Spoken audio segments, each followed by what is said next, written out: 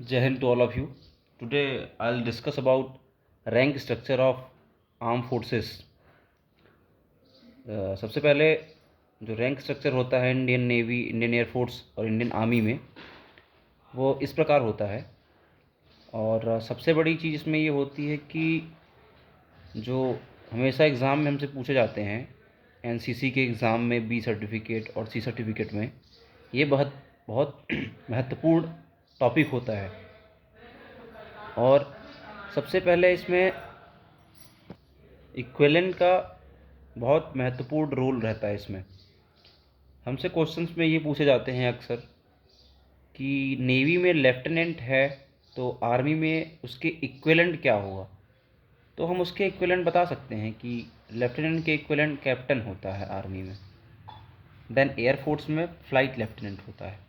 तो जैसा कि आप लोगों को पता होगा या मैं बता रहा हूँ अभी, तो ये रैंक स्ट्रक्चर आपको बहुत बहुत महत्वपूर्ण सूचनाएं देंगी। जैसे कि मैं एक बार आपको बताना चाहता हूँ कि इंडियन नेवी में जो रियर एडमिरल से एबव वाले ऑफिसर्स होते हैं, ये फ्लैग ऑफिसर्स होते हैं। एंड कमांडर से ऊपर वाले जो ऑफिसर्स होते हैं वो सीनियर ऑफिसर्स होते हैं। तो ये बहुत बहुत महत्वपूर्ण तथ्य है जो जानना बहुत ज़रूरी है सभी के लिए। एंड इसमें एक और चीज़ होती है जो डेजिग्नेशन होता है।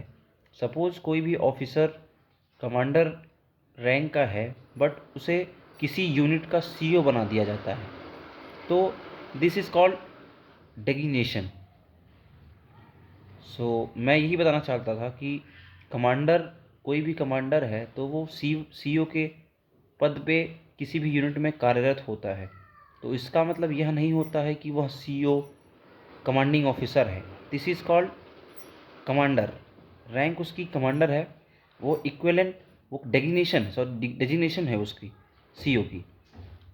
तो यह होता है। एंड सब लेफ्टिनेंट नेवी के सबसे छोटे ऑफिसर होते हैं, फिर लेफ्टिनेंट होते हैं, फिर लेफ्टिनेंट कमांडर होते हैं, देन कमांडर होते हैं, फिर कैप्टन होते हैं, फिर कोमोडोर होते हैं, फिर रियर एडमिरल होते हैं, वाइस एडमिरल होते हैं, देन एडमिरल होते हैं, उसके पश्चात एडमिरल ऑफ द फ्लीट होते हैं।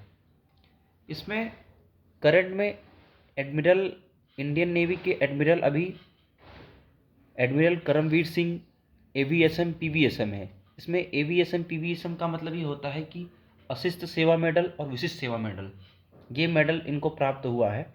तो इनके रैंक के साथ, इनके नाम के साथ यह लगाया जाता है। चलिए हम ऐसे ही बात करते हैं आर्मी के ऑफिसर्स के बारे में। जो सबसे पहला ऑफिसर होता है आर्मी का, सबसे नीचे पोस्ट जो होती है वो होती है लेफ्टिनेंट की। लेफ्टिनेंट को हम पहचानेंगे कैसे? मान लीजिए कि हमारे दिमाग में ये भी सवाल आते हैं, क्वेश्चंस ऐसे कि लेफ्टिनेंट है तो उसे हम पहचानेंगे कैसे?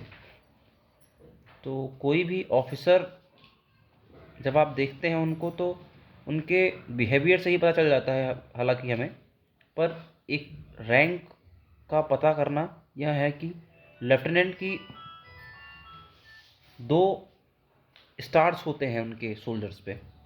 कैप्टन जो होता है, कैप्टन के पास 3 स्टार्स होते हैं। एंड मेजर, मेजर जो होते हैं वो, उनके शोल्डर पे एक अशोक स्तंभ होता है। देन जो लेफ्टिनेंट कर्नल होते हैं उनके शोल्डर पे 2 स्टार, एक अशोक स्तंभ होता है। देन कर्नल जो होते हैं उनके शोल्डर पे 2 स्टार, एक अशोक स्तंभ होता है। सॉरी, लेफ्टिनेंट कर्नल के पास 1 स्टार, एक अशोक स्तंभ होता है।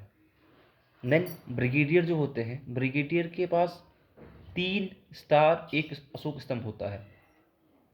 देन जो मेजर जनरल होते हैं, मेजर जनरल के पास एक क्रॉस, विक्टोरिया क्रॉस एंड एक अशोक स्तंभ होता है।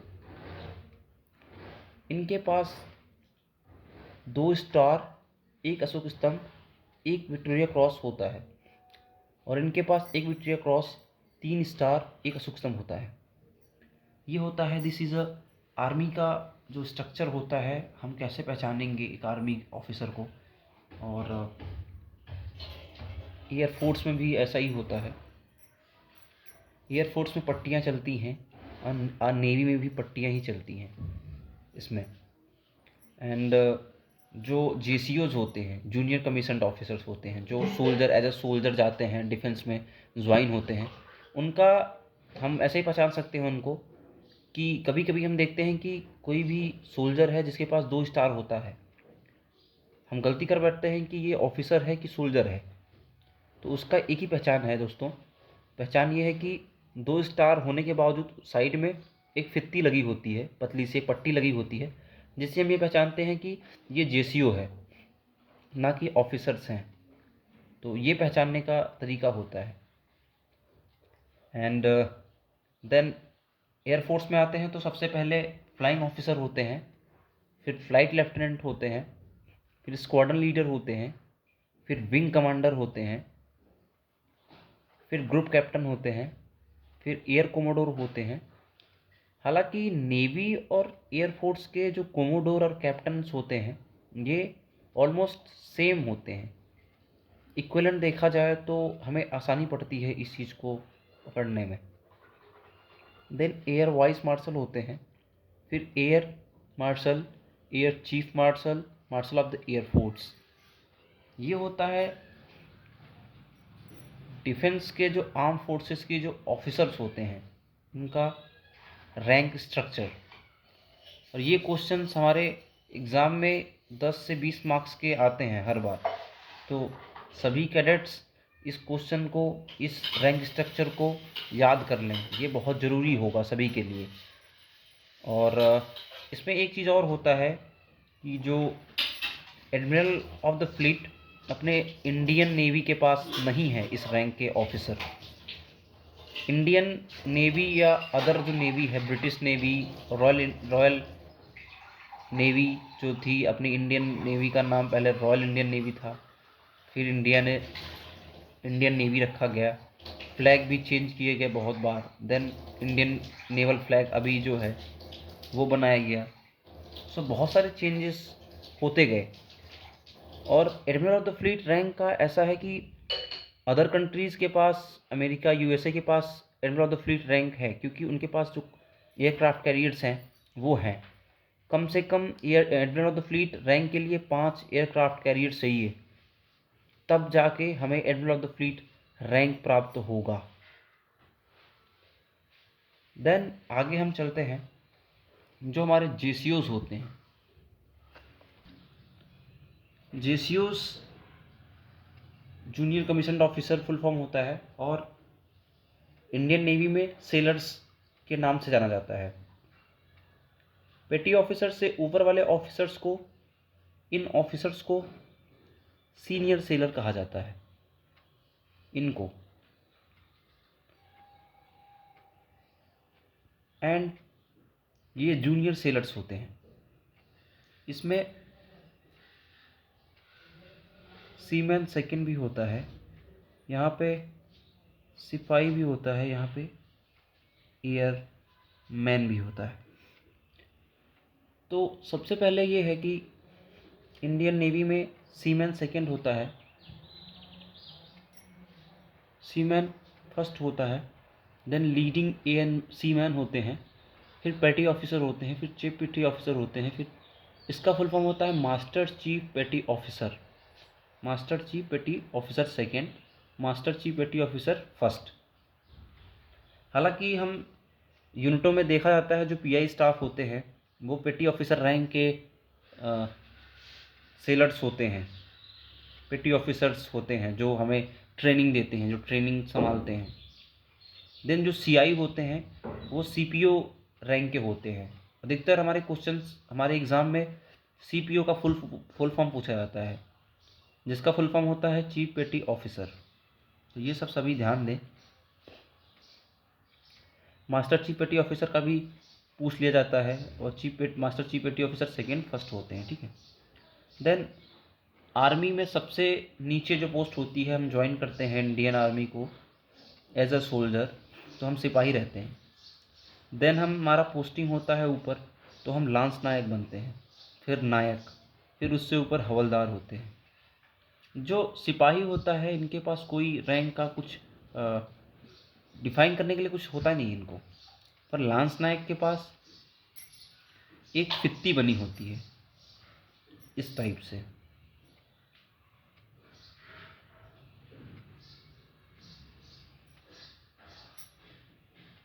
आप लोगों ने देखा होगा। एक फिफ्टी का मतलब हम लोग देखते हैं तो हमें समझ नहीं आता है कि जब हम फर्स्ट ईयर और सेकेंड ईयर में एनसीसी में रहते हैं तो हम समझ नहीं पाते हैं कि ये जवान या ये ऑफिसर किस रैंक का है। तो मैं सबसे सिंपली ये बताना चाहता हूँ आप लोगों को कि हम ऐसे पहचानते हैं रैंक को।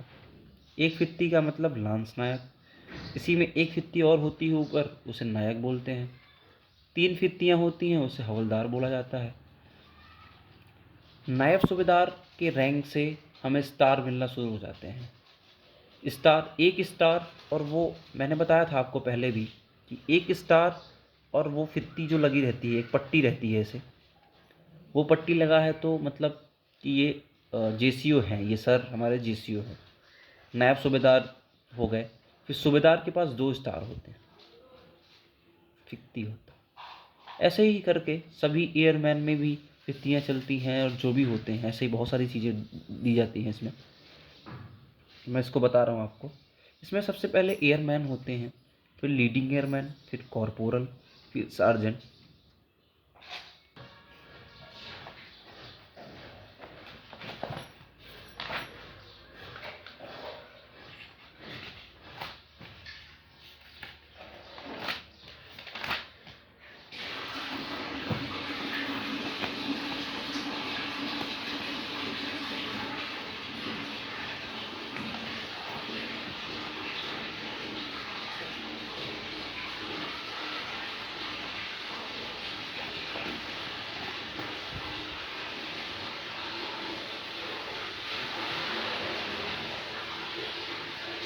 सीनियर सेकेंडरी रिक्रूट का मतलब ये होता है इंडियन नेवी में एज अ सोल्जर जाने के लिए आपका जो एज क्राइटेरिया है वो 17 साल से 21 साल दिया गया है।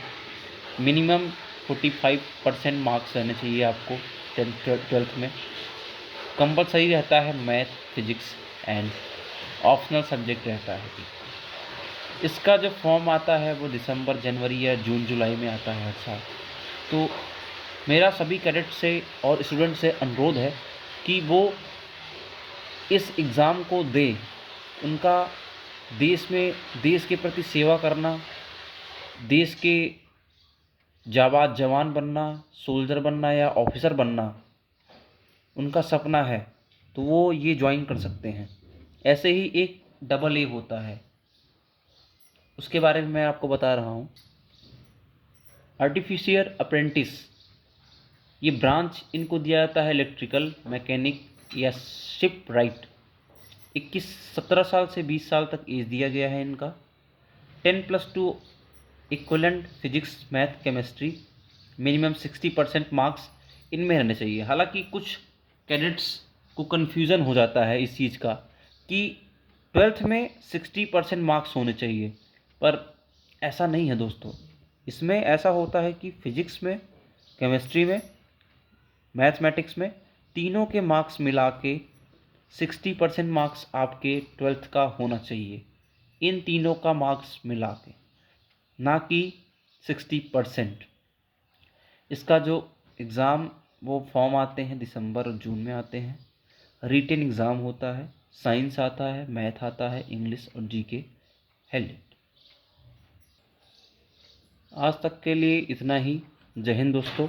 आपके लिए आगे मैं ऐसे ही वीडियो डालता रहूँगा, जिससे आप लोगों को बी एग्ज़ाम और सी एग्ज़ाम के लिए बहुत सारी मदद मिलेंगी, जिससे आप अपने एग्ज़ाम में एक अच्छा स्कोर कर सकते हो और ग्रेड ए ग्रेड ला सकते हो। जय हिंद।